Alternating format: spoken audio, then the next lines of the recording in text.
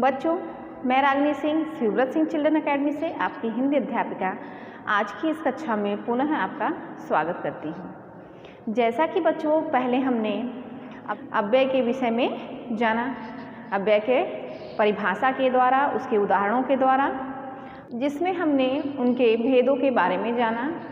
अव्यय के 5 भेद होते हैं: क्रिया विशेषण, संबंध बोधक अव्यय, समुच्चय बोधक अव्यय, विस्मयादि बोधक अव्यय और निपात।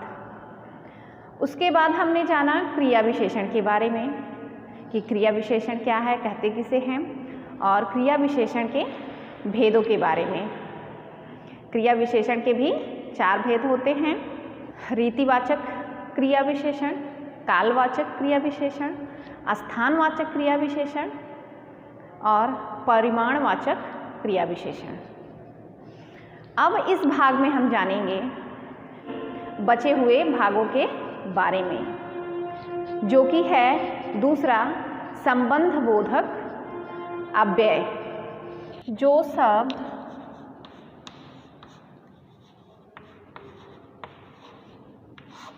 वाक्य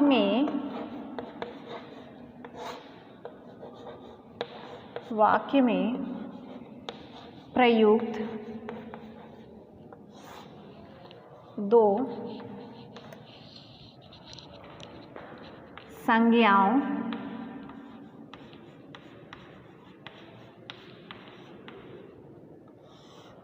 या सर्वनामों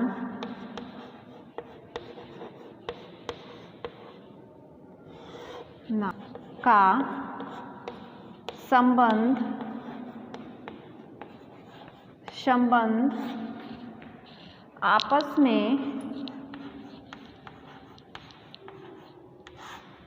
आपस में जोड़ते हैं,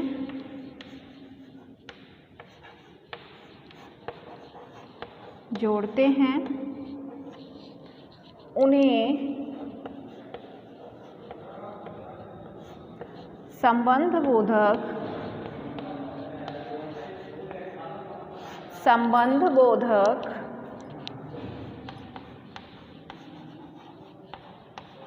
संबंध बोधक अव्यय कहते हैं। अब हम देखेंगे इसका उदाहरण।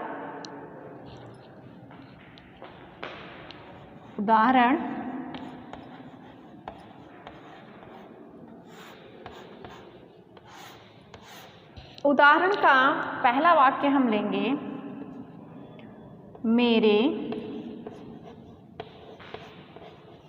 घर के पास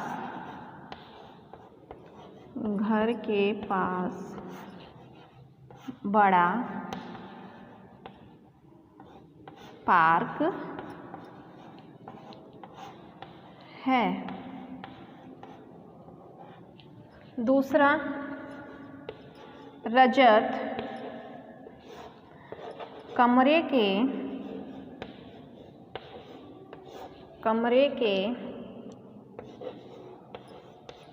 बाहर खड़ा है। उदाहरण के इन वाक्यों में मेरे घर के पास एक बड़ा पार्क है। मेरे घर के पास, रजत कमरे के बाहर। इन वाक्यों में के पास, के बाहर, इन शब्दों से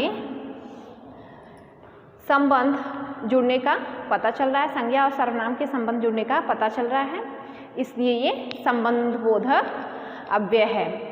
मेरे घर के पास एक बड़ा पार्क है।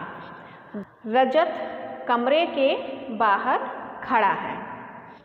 संबंध बोधक अव्यय को पहचानने के लिए सबसे आसान तरीका है कि जहाँ पर संज्ञा और सर्वनाम शब्द रहेंगे वहाँ पर संबंध बोधक अव्यय होगा और उसमें प्रायः के या से उपसर्ग का प्रयोग होता है।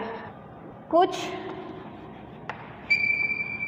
संबंधबोधक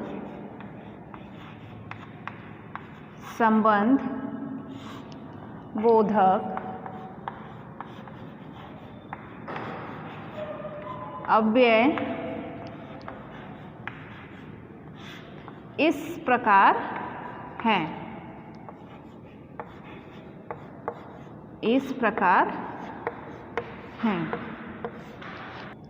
के बाद,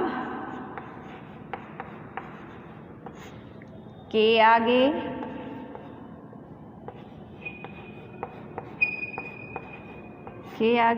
के सामने,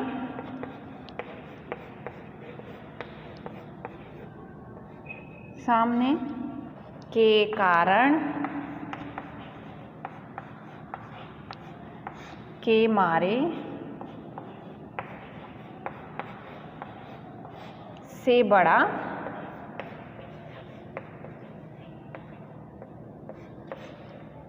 आदि।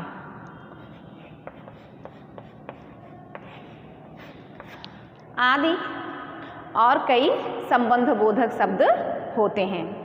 अब हम जानेंगे अव्यय के तीसरे भेद के बारे में, जो है समुच्चय बोधक अव्यय। तीसरा,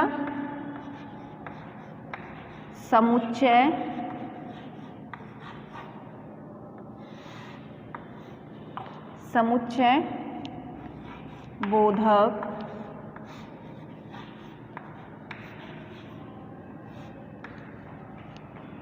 अव्यय।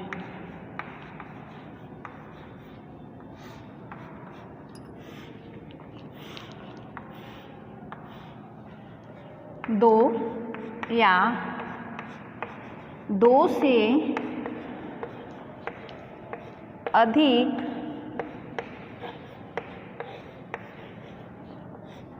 शब्दों,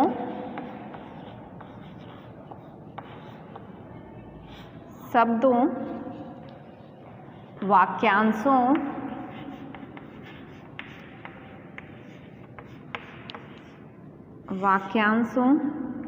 तथा वाक्यों को जोड़ने वाले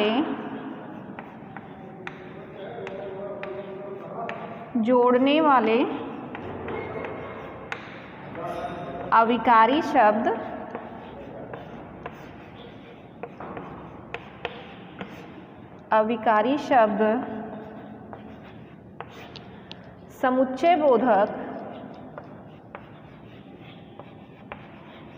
समुच्चय बोधक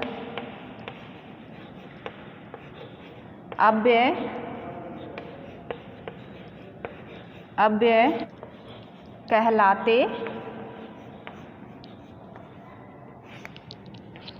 हैं। उदाहरण,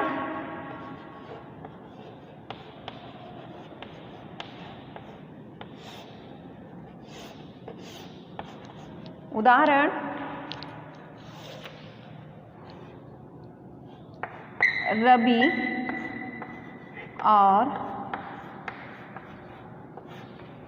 श्याम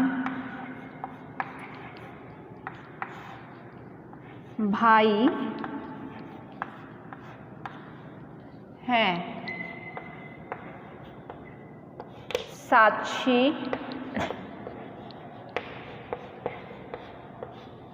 और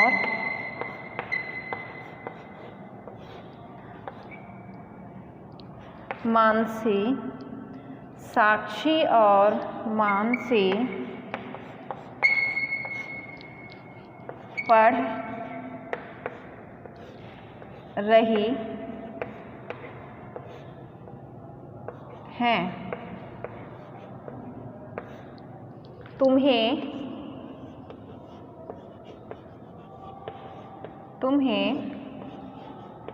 चाय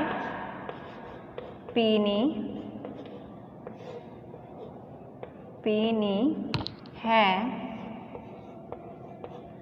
या कॉफ़ी। उदाहरण के इन वाक्यों में हम देख रहे हैं कि रवि और श्याम को जोड़ने का काम कौन कर रहा है, और साक्षी और मानसी पढ़ रही हैं, इनको एक साथ जोड़ने का काम कौन कर रहा है, और तुम्हें चाय पीनी है या कॉफ़ी। या पहले वाक्य में इन शब्दों को जोड़ने का काम कर रहे हैं, और इस वाक्य में भी और शब्द इन शब्दों को जोड़ने का काम कर रहे हैं। इसमें या शब्द इन वाक्यों को जोड़ने का, वाक्यों और शब्दों को जोड़ने का काम कर रहे हैं। तो ये हो गया समुच्चय बोधक अव्यय। अब हम देखेंगे कुछ समुच्चय बोधक शब्द। समुच्चय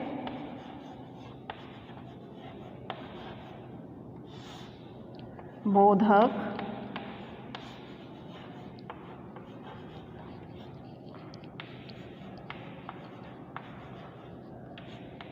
शब्द।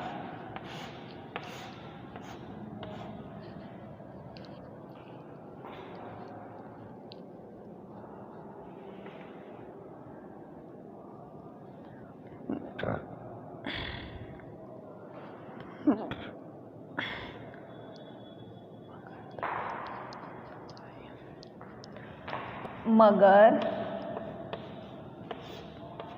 तथा, व, एवं, अथवा, अन्यथा,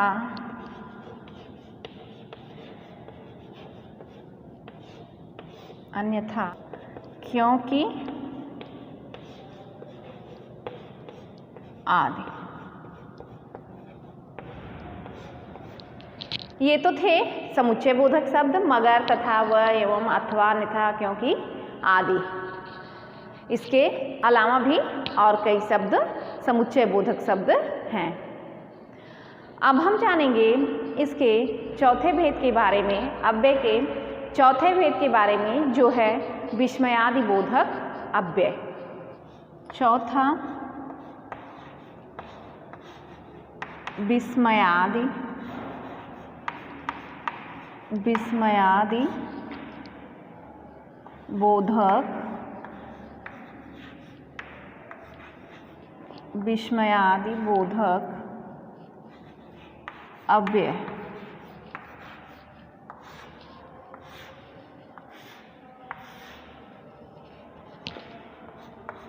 विस्मयादि बोधक अव्यय। हर्ष, शोक, भय, आश्चर्य, आश्चर्य, घृणा आदि भावों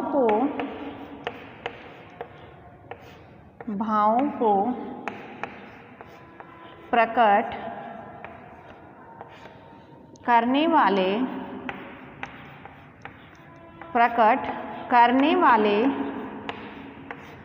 शब्दों को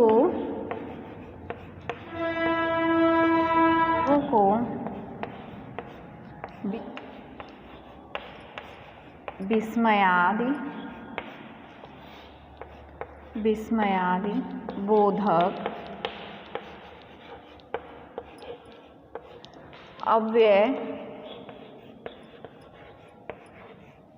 अव्यय कहते हैं। उदाहरण,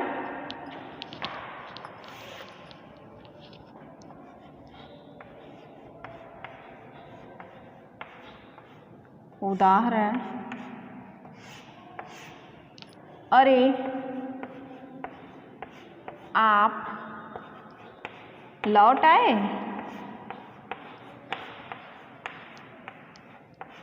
लौट आए। वाह वाह, कितना सुंदर सुंदर चित्र है। शाबाश शाबाश। ऐसे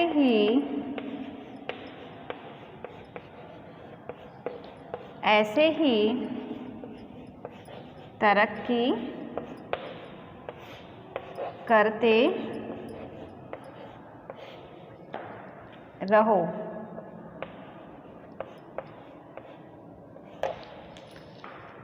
उदाहरण के इन वाक्यों में अरे आप लौट आए, वाह कितना सुंदर चित्र है, शाबाश ऐसे ही तरक्की करते रहो।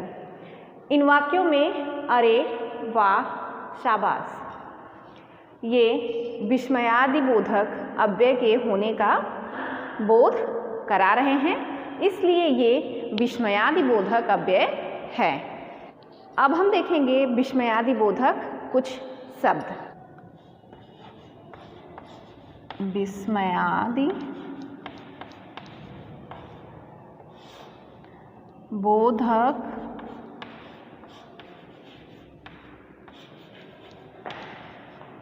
कुछ शब्द। आहा, आह, ओह,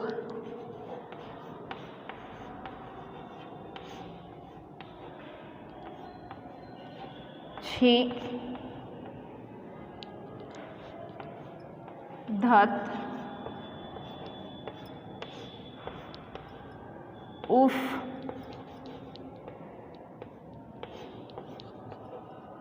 हाय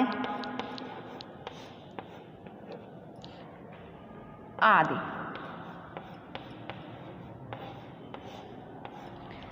इन शब्दों का जहाँ भी प्रयोग होगा वहाँ पे विस्मयादिबोधक अव्यय होगा।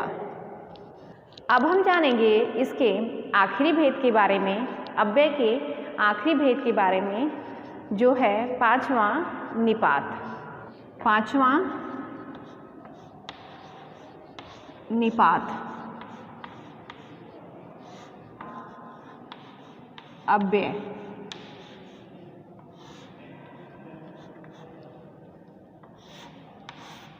जो शब्द वाक्य में किसी पद के बाद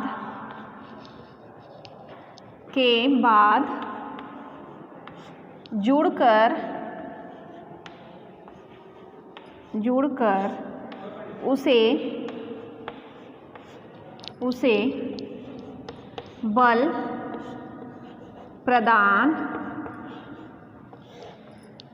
करते हैं तथा उसके अर्थ को बदलते हैं।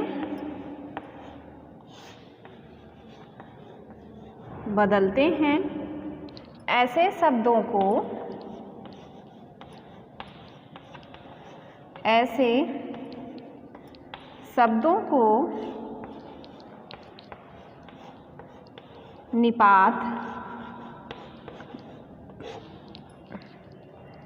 निपात कहते हैं। उदाहरण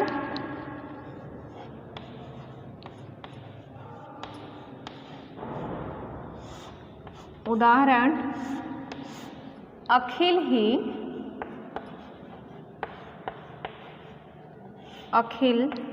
ही गाना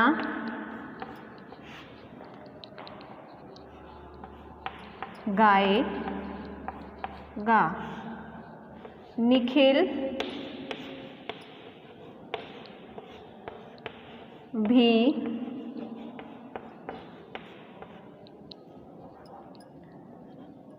खेलेगा।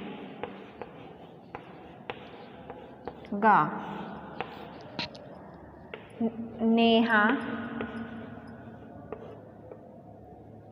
ने मेरी बात का उत्तर तक नहीं दिया। उदाहरण के इन वाक्यों में किन शब्दों से बल पड़ रहा है उसको हम जानेंगे। जैसे अखिल ही गाना गाएगा। ही शब्द से इस वाक्य में बल पड़ रहा है कि अखिल ही गाना गाएगा, इसलिए ये निपात शब्द है। निखिल भी खेलेगा। भी शब्द है निपात शब्द, जिससे इस वाक्य में बल पड़ रहा है कि निखिल भी खेलेगा। नेहा ने मेरी बात का उत्तर तक, इस वाक्य में तक ऐसा शब्द है जिसके द्वारा वाक्य में बल पड़ रहा है, इसलिए ये निपात शब्द है। बल पड़ रहा है इसका मतलब ये है कि वाक्य में नयापन आ रहा है और इन शब्दों के प्रयोग से वाक्य का अर्थ बदल जा रहा है, इसलिए ये निपात अव्यय है। आज हमने जाना संबंध बोधक अव्यय, समुच्चय बोधक अव्यय, विस्मयादि बोधक अव्यय और निपात अव्यय के बारे में। आज के इस पाठ के समाप्ति के बाद हम फिर मिलेंगे एक नए शीर्षक के साथ। तब तक के लिए धन्यवाद।